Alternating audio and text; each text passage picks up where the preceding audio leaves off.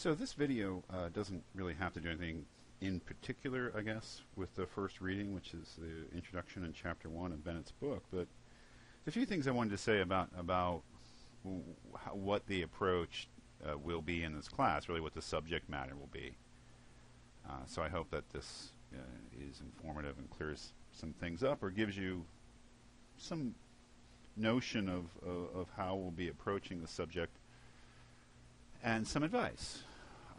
The first video, if you could hear it, I know that the audio is really faint. I hope that you have some way you can hear it. But the first video was really just, of some comments about what logic itself is. Logic is reasoning.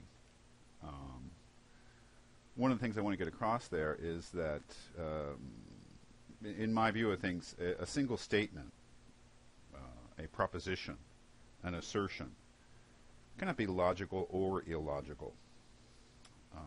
It's only reasoning that can be logical or illogical, and really the word for that is valid or invalid. That is, logic is about reasoning. It's about deciding that because one thing is true, then another thing is true as well. And what I've just described there is that idea of inference.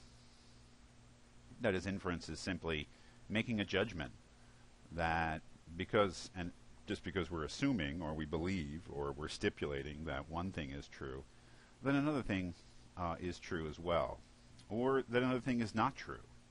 It's deciding that one thing is true or one thing is not true because we decided that another thing is true. So you could say that the logic, if logic is about inference, then logic is about what follows from what. And the what here is always a statement. Now, we'll be using, I would say fairly interchangeably, the following terms. I might as well write them down.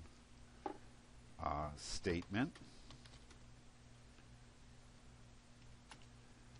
proposition, assertion, or even a claim. In logic, we deal with what you could say are declarative sentences. How about this too? That is, all these things indicate that there is a linguistic entity, a type of sentence, that makes an assertion about the way the world is, that makes some kind of what's called a truth claim. Again, philosophers make really important distinctions between these different things, like what's the difference between a statement and a proposition, what's the difference between a proposition and an assertion, et cetera. But for our purposes, I think they're more or less synonymous.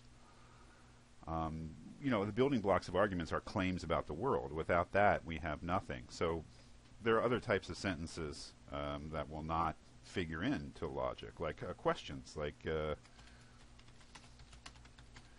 where is the remote? Very important question. That's not a statement or a declaration. It doesn't make any claim about the world. It's neither true nor false. Statements have to be true or false, let's say. Or let's say a statement or a proposition is something that's capable of being true and capable of being false. Whereas a question, like where's the remote, because it doesn't make any claim about the way the world is, it can't be true or false. There are other types of sentences.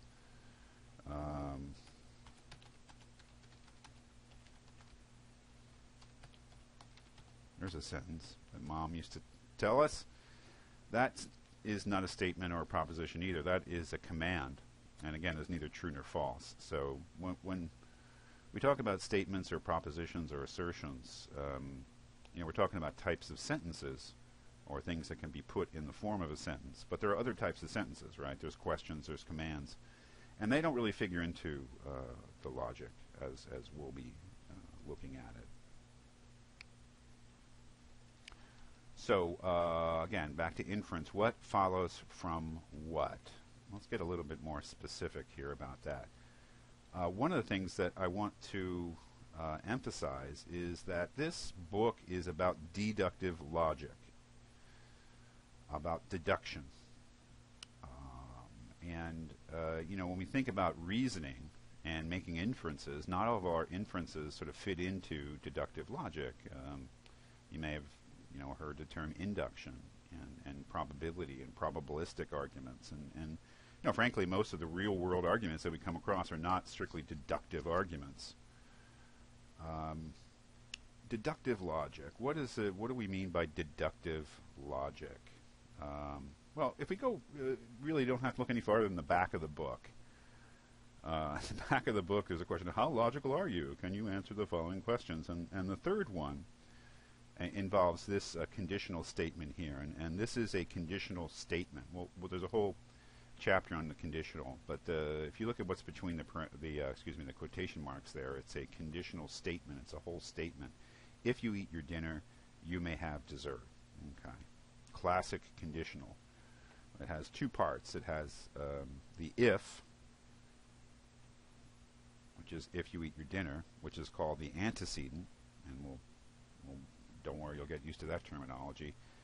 And we have the then statement. There's no then here, but the then is implied. We could, the same meaning would be if you eat your dinner, then you may have your dessert. And there's always a kind of implied then, whether we actually state it or not. But that's called the consequent. Okay, so a conditional statement always has two parts: the antecedent, the if part, and the consequent, the then part. Now, on the back of the book, it asks you this: does a parent's admonition, "If you eat your dinner, you may have dessert," really mean kids have to eat their dinner in order to eat dessert? Now, the answer to that question is no, it doesn't. It doesn't. That is, what does this actually say? It says, if you eat your dinner, you may have dessert. And what that means is that if you eat your dinner, you're guaranteed to be allowed dessert. It does not say that you must eat your dinner in order to have dessert. It doesn't say only if you eat your dinner can you have dessert. It says if you eat your dinner, you may have dessert. It does not rule out the idea that people who don't eat their dinner may have dessert too. Now, to some of you, and maybe all of you, that's obvious, right? That's what it says. But I don't know. In ordinary language, that may not be the interpretation that we give to that statement. That is, we may interpret it as meaning that you have to eat your dinner in order to have dessert. And, frankly, in terms of interpreting what people say, or, what people mean by what they say, that may be a perfectly correct way of interpreting it. But one of the things we have to get used to in deductive logic is paying strict attention to what statements actually say and limiting ourselves to what they actually say. If we begin, in deductive logic, we have to be very disciplined and read things very closely because we are concerned with what statements imply. And we have to be very strict about what they actually do imply and read as little into it as is necessary to actually make sense of the statement. Our author in the introduction mentions another sort of similar situation. She says she was driving with her husband and one of the road signs says that there will be delays until exit 20. And she was interested in how her husband interpreted that statement. It might have been slightly different, but let's look at that. We see a sign that says there will be delays until exit 20. Now, if it's true, what that means is that there will be delays from wherever we are now until exit 20. But so we can, if it's true, then we should be reasonably anticipating that we will experience delays until we get to exit 20. But what about after exit 20? I mean, what does that statement really say about the conditions, the road conditions, the traffic conditions, once we get past exit 20? And, the thing about it is if you look very closely at it, or just to say what is actually there, it says nothing at all about the road conditions or the traffic conditions after exit 20. We think about what the possibilities are, right, once we pass exit 20. Well, either there will be delays after exit 20, or there will be no delays after exit 20. I think that is the invocation of the principle of excluded middle, if I'm getting that right, from Chapter 1. But there's nothing in our original statement, or the original assertion, or the original claim that there will be delays until exit 20, that allows us to decide which of the possibilities will be true. Now, if it had been worded differently, then we would be able to choose. That is, if instead of saying there will be delays until exit 20, it had said there will be delays until exit 20 and it will be clear thereafter, then we would know that there will be no delays after exit 20. But given what's actually there, we have no way of knowing. So it's one of those instances, and I think that this advice will serve you well in deductive logic, to pay very close attention to what a statement or set of statements in an argument, what they actually imply, and what they are silent about, what they don't actually imply. So this is my best advice to you when you're, if this is your first, and I hope that this is your first foray into a class in deductive logic, because if you've had a thorough course in actual deductive logic before, then this course will be way too easy for you.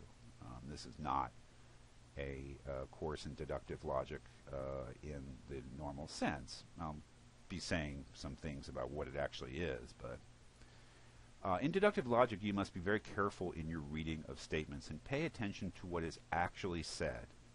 And that is actually can be pretty hard. As human beings, we're socialized to read in lots of things in what people say that they don't actually say, and we have to do it to get along in life. We would be unable to communicate with people unless we interpreted what they had to say to mean more than what they actually say. But in deductive logic, you've got to put that aside. You have to be very careful in your reading of statements and pay attention to what is actually said. And when you make your inferences, which is when you decide what is implied by statements, stick to what is actually said.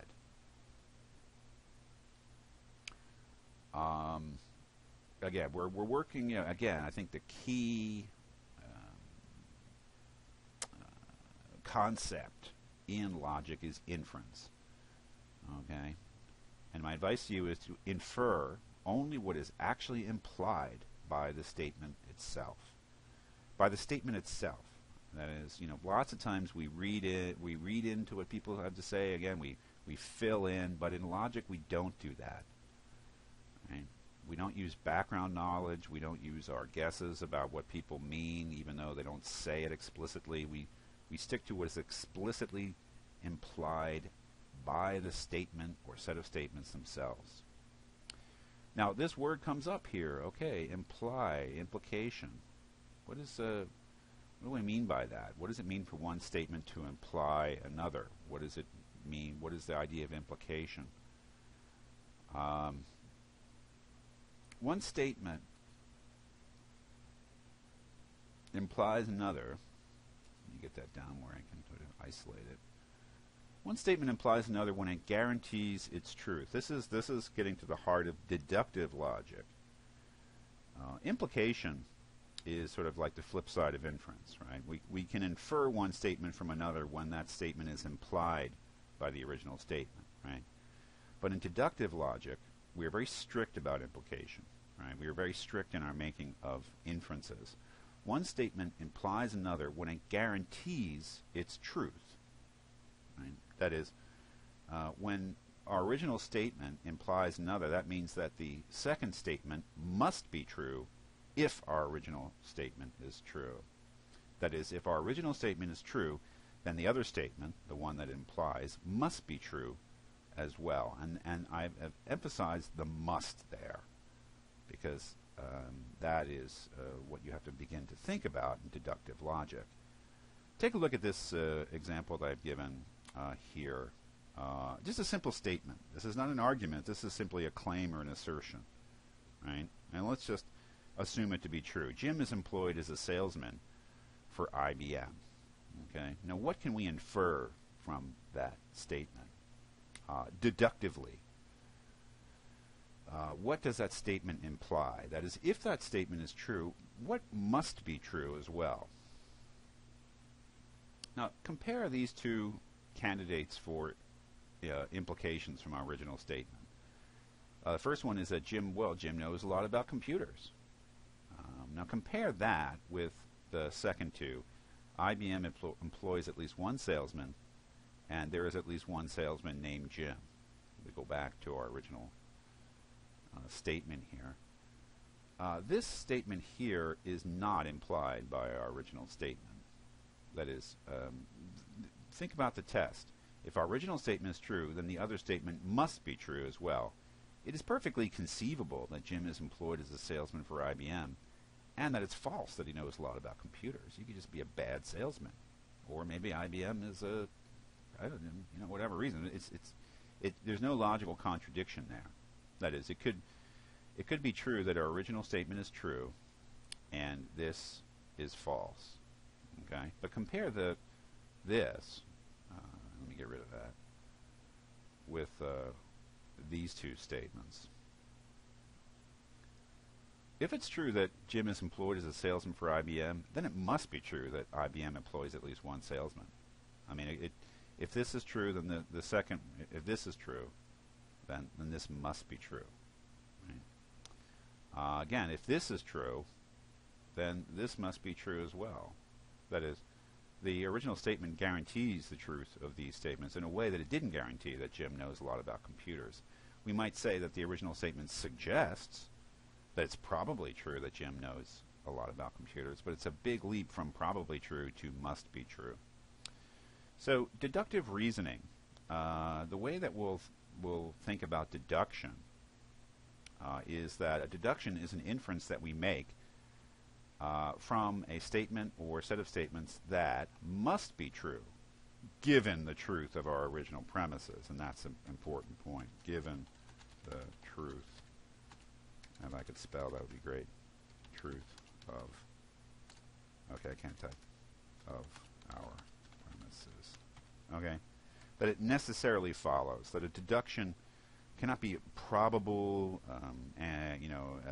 likely. It has to be necessarily true, given the truth of our premises. Now, here is here's a classic example. This is called a syllogism, and we'll have a whole chapter on that. If we take the premises of the argument, all men are mortal, and Socrates is a man, if we assume that they are true, then our conclusion must be true as well. Okay, that is, it follows with necessity, and this is what we call a deductively valid argument, when the conclusion is something that must be true if the premises are true.